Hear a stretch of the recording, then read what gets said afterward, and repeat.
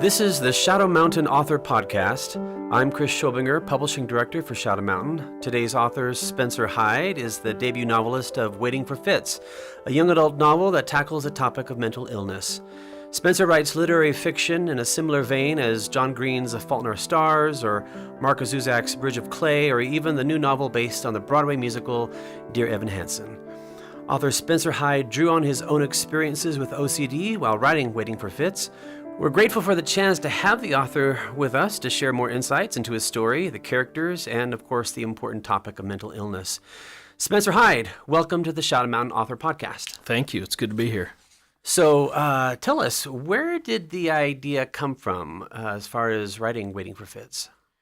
So I'm sure you've heard of Waiting for Godot, as most high school students have. And I think in high school we feel like we have to read the play, but it's really a get to read the play. I used to see it as a have to before I really understood it. I remember I was confused at the point of these two people waiting for this guy to show up without anything really happening. But it all happened with the sense of a something, and that's what Addie in Waiting for Fits realizes. You know, it's all of this nothing, but it feels like something, and I feel like that's a lot how life is for most of us, most of the time. All this nothing, but it feels like a something, or it's supposed to at least. I think so. So we sit in class and we go to the grocery store and we meet up with friends, all the while hoping and wondering if what we're doing means anything. And that's what's happening in the play. Great. You talked about Addie. Tell us about the characters in your book, those who have mental illness, both Addie and Fitz. Yeah. So I mentioned in the back of the book in the discussion I have with the reader that Addie was based largely on my own experience. However, I had to write through her voice, her character, her life. I had to do all that in order to provide some distance from it, from my own experience. But the OCD she deals with mimics mine a great deal.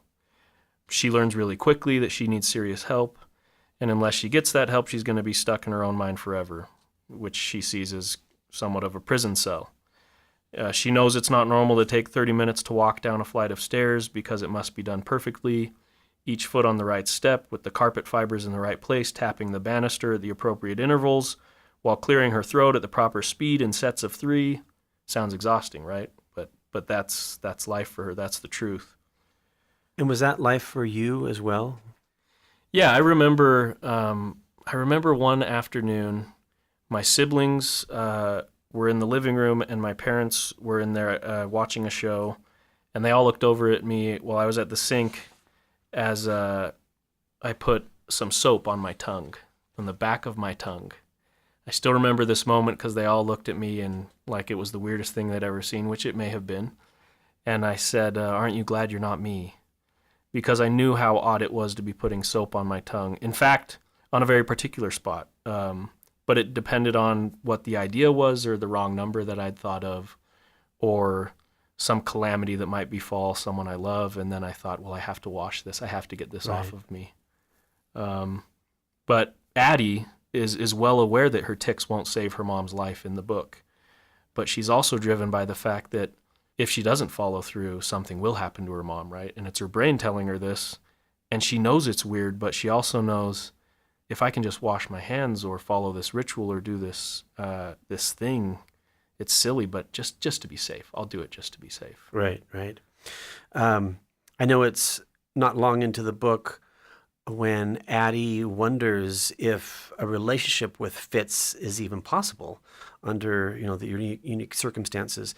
Did you ever wonder if your OCD would make it difficult for you to have a relationship? I mean, can individuals with mental illness hope for real and lasting relationships? And if so, why? Yeah, I think I not only wondered, but I was told by the doctor. He said, I don't know how much of a chance you have of having a normal relationship or of going to college or of holding a regular job. The list goes on. I remember him telling me about a patient he had that had a 3-hour ritual every morning involving a bath with the towel in a specific spot. And he'd go through this ritual every morning, but if he had the wrong thought at any step in the process, he'd start over. And he said sometimes it was 6 or 7 hours or it took the entire day. And honestly, I wasn't much different from that patient in that I could be lost for hours in rituals. But despite the odds, I still felt like I could make life happen and that I could find happiness and I could find a relationship with to share with somebody. So I mean, you have to have that hope. It's a dark place to be in, but as we know of the hero's journey that we read about in all of these books that we love so much.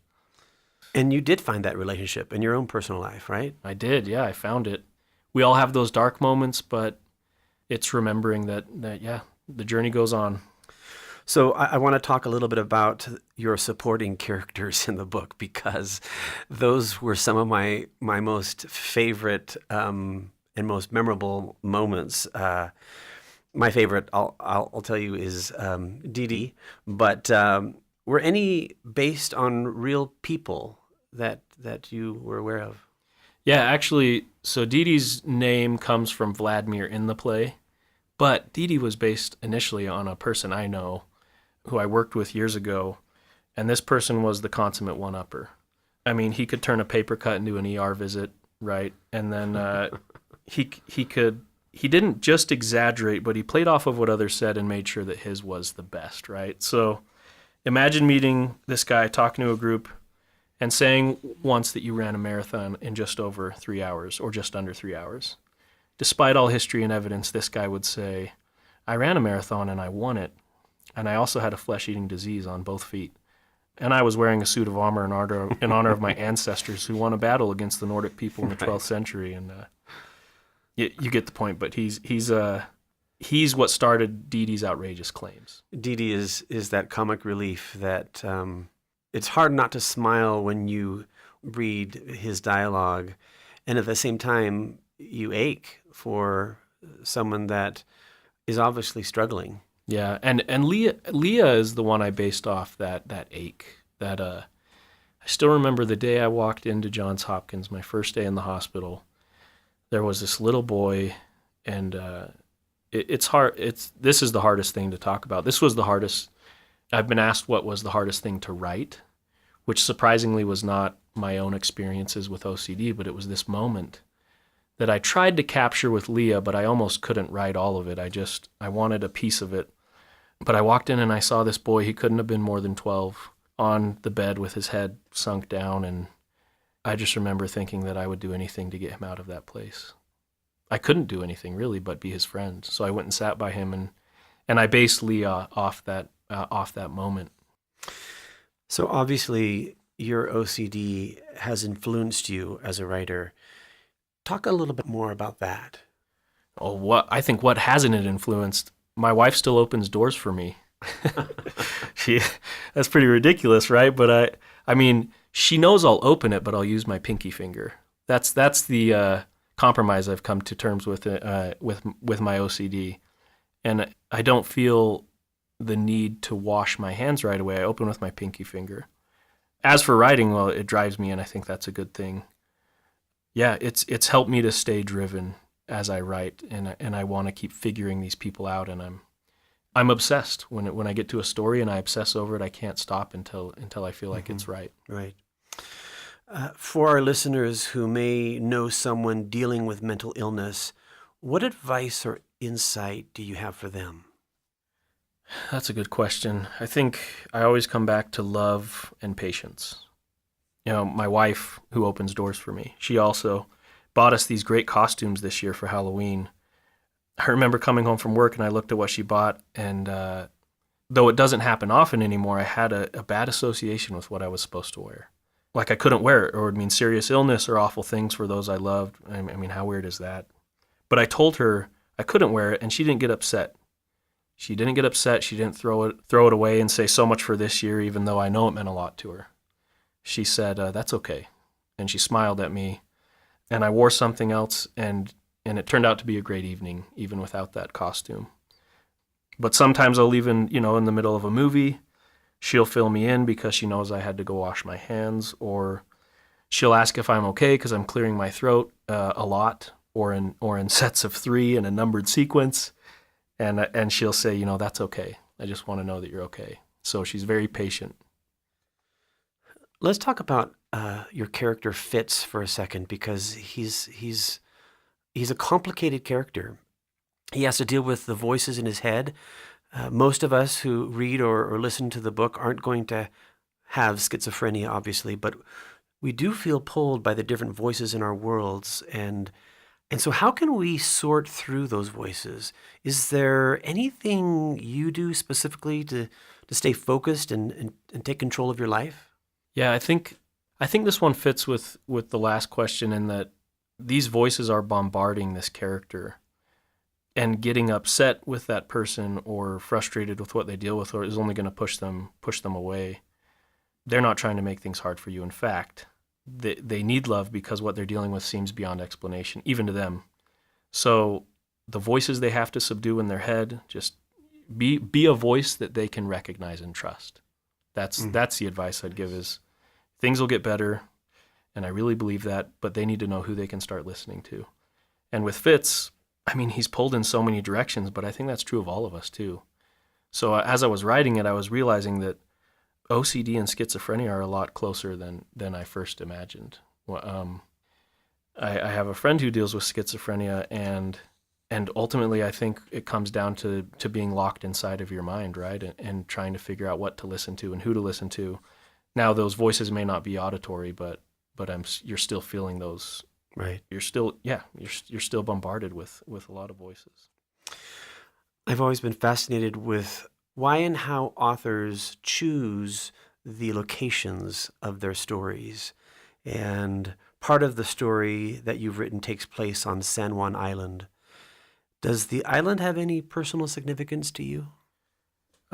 Nothing super personal other than that I visited my cousin once at Puget Sound University, and we traveled around, and I was just so taken by the area, the geography. Yeah, it was just so beautiful, and I felt like this would be a good place to project the wants and desires and hopes of these characters because of the natural world, right? The unique, fascinating things about animals or nature surrounding them, just all the intriguing facts of our far-fetched existence that I felt like existed on that island. Mm-hmm. Right. So the two characters, your two protagonists, Addie and Fitz, they both have some unique fascinations. And Addie talks about her fascination with hearts. Tell us about that. Okay, I mean, as long as we've got 45 minutes here or so, because I've always been fascinated with hearts. I mean, you think about a blue whale's heart, and I'll probably get some of these facts wrong, but it weighs around 400 pounds. It's the size of a piano, right? And this thing is, and that's only 1% of its body. It's 40,000 pounds cruising through the ocean out there. And this heart is so big that a kid could walk through it. And, you know, it's pumping and moving this thing along. This is the biggest thing, this behemoth, the biggest thing we know about, right? But then you think about a human heart, it's a fraction of that, right? 10 or 11 ounces, but it's beating over 100,000 times a day, and we never really stop and think about what's happening behind our rib cage. So for me, I'm surprised people aren't more fascinated about hearts. But for Addie, her dad had cardiomyopathy, which is a condition where the heart is too big, so it throws the rhythm off. And he died because of this. So genetically, she's thinking, well, you know, I have a good odds of having a large heart. But for her, it's metaphorical. And she says, but I don't think I have a big heart. I know my dad did, not just physically, but she starts wondering, how can I fit people into my heart? He knew how to house people in there, right? Like he had the heart of a whale. He could bring people in and make them feel comfortable. But how do I do that? Right. And then Fitz, what's Fitz's full name? Fitzgerald Whitman. Oh, yeah. That's right. Yeah, Fitzgerald Whitman. It's nice and pretentious. So he has a fascination with the Kirtland's warbler. Tell us why you chose that particular bird. This bird is fascinating. This all started with a podcast I heard years ago, actually, on Radiolab. They do great podcasts about all different kinds of things, but they were talking about this bird and just how popular it was among ornithologists or birders, right? So people travel to Michigan every year to try and get a glimpse of this bird. And there were once only 300 or 400 of them, but now because they're endangered, we have over 5,000 and the population's growing. But what's fascinating to me about this bird is that they summer in Michigan and they winter in the Bahamas, but they will only nest in the jack pines in Michigan that are between 6 and 20 feet. It might be 14 and 20 feet, but that are around 6 years old. And so they have to have these young jack pine forests to nest in, or they'll leave. They'll disappear off the face of the earth, which is fascinating to me. So I became more and more interested in these birds and in these things that we don't know much about, like the whale, right? Mm-hmm. I mean, some whales dive so deep that researchers, they don't know much about them at all. But anyway, so with the warbler, the coolest part about it is that without fire, the jack pine cones won't open and release their seeds for new growth. So the Forest Service, rightfully so, was suppressing these fires, right? Like, hey, we probably shouldn't burn the forest down. But it turns out that they had to let them loose in order for these pine cones to release their seeds to keep the population of birds around. So, I mean, for me, that metaphorical ground is just amazing, right? I mean, we all have fires in our life, the fire of mental health, the pressure, that heat, but we need it, or we wouldn't be where we are. We wouldn't experience new growth. And we come to appreciate that fire, even though in the moment, all we want to do is run. And Fitz and Addie are connected through words, and one of those words, I believe, is warbler at some point in the book. Again, why does Fitz react? And I don't want to, without giving him any spoilers, but there's something there, right? That is deep inside Fitz that he has to figure out. Yeah, I think not only is Boggle a great game, but these words, they have a personal connection. They have a history. They have their own map, right? Every word. I like to think of it that way, as they all have their own map. So here's an example of something just this week that I've been thinking about. I was reading up on this old globe. I can't remember the name of it, the Lennox globe or something, from 1510. And it had the phrase, and I'm going to get this wrong because I don't speak Latin, but something like hic sunt dracones, which means here be dragons, right? And you hear that phrase all over. And I was curious as to why that phrase was so popular, so I did some more research on that. And it turns out, right, these cartographers, these people making these maps, they had these blank spaces and they had to fill them.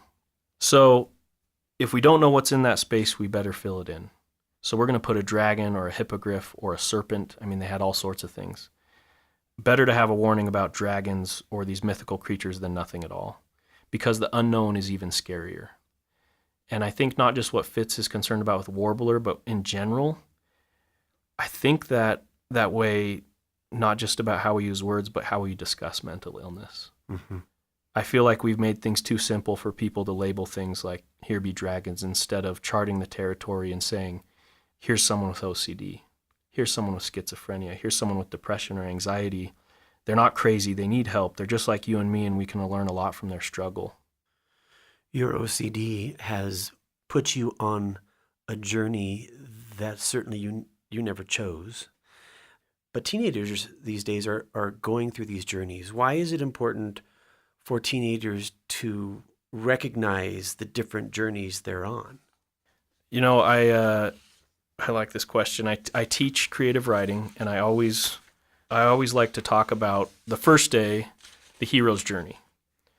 We talk about the American mythologist Joseph Campbell and how he talked about all heroes or all stories, from the simplest jokes to the highest flights of literature, deal with what's called the monomyth, or the hero's myth, all cultures across the globe.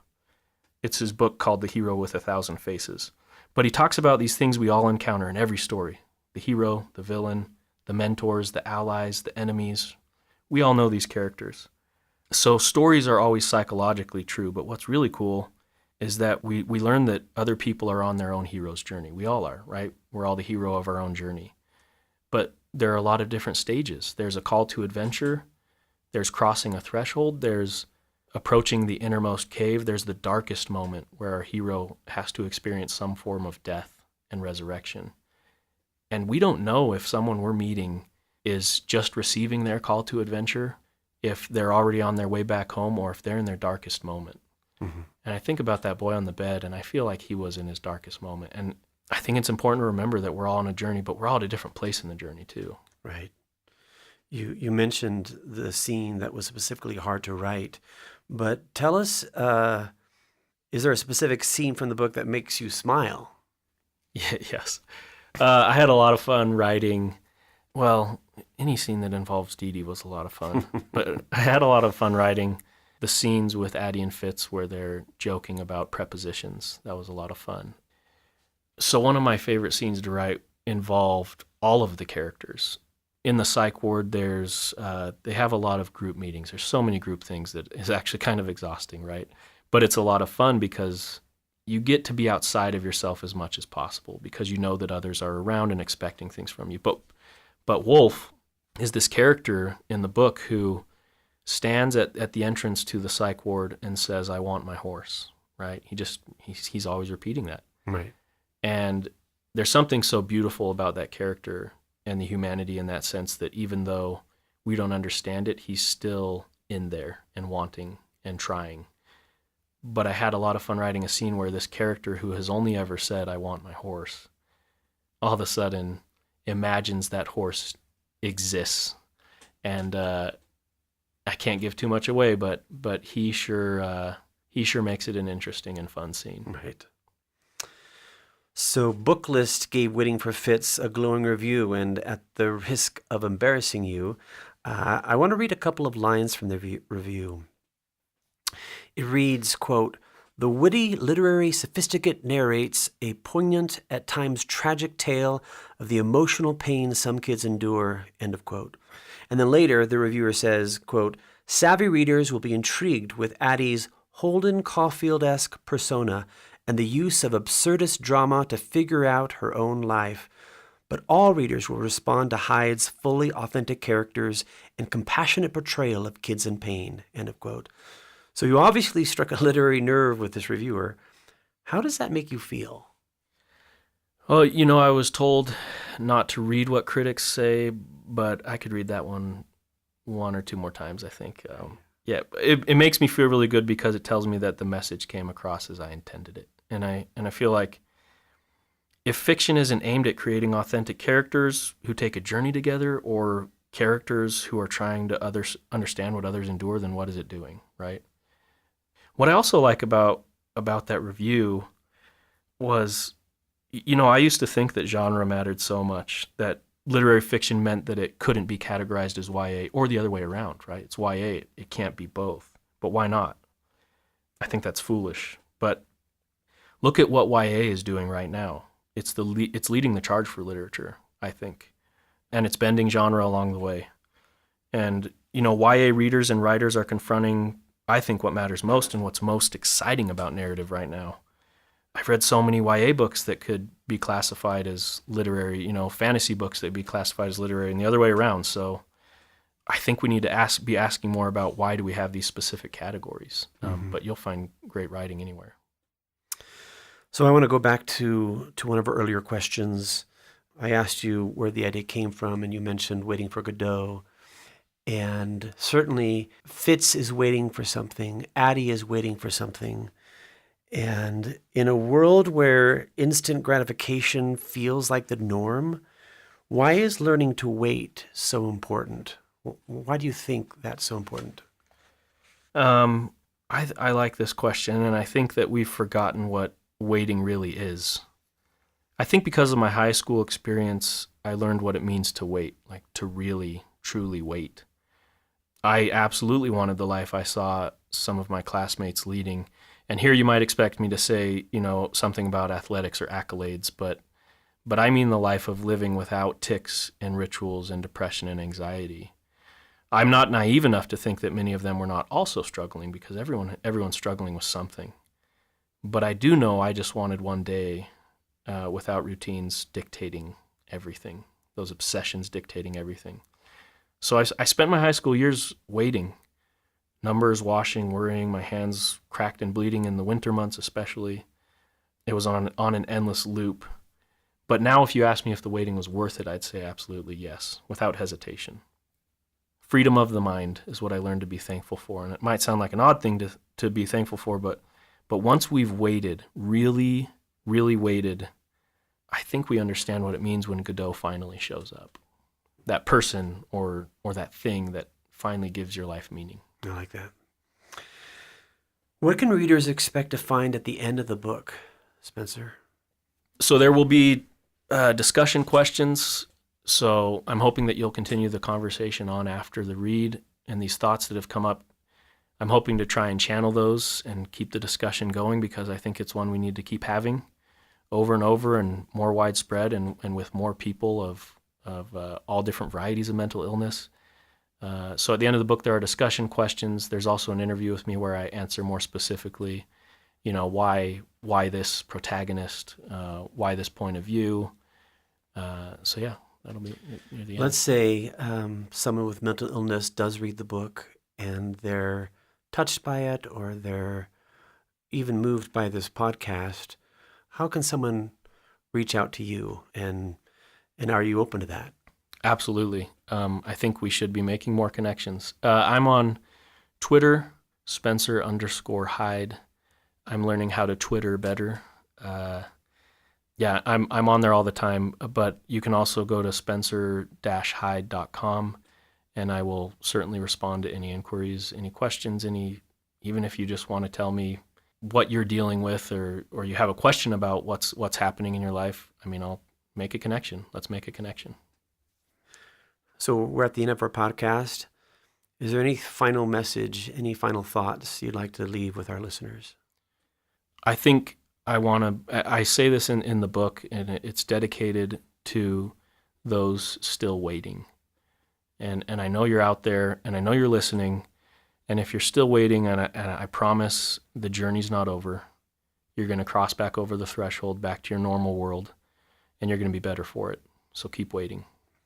Thank you. We've just had a chance to listen to Spencer Hyde, author of the new book, Waiting for Fits, a young adult novel. It's coming out March 2019. Again, we thank you for listening to the Shadow Mountain Author Podcast.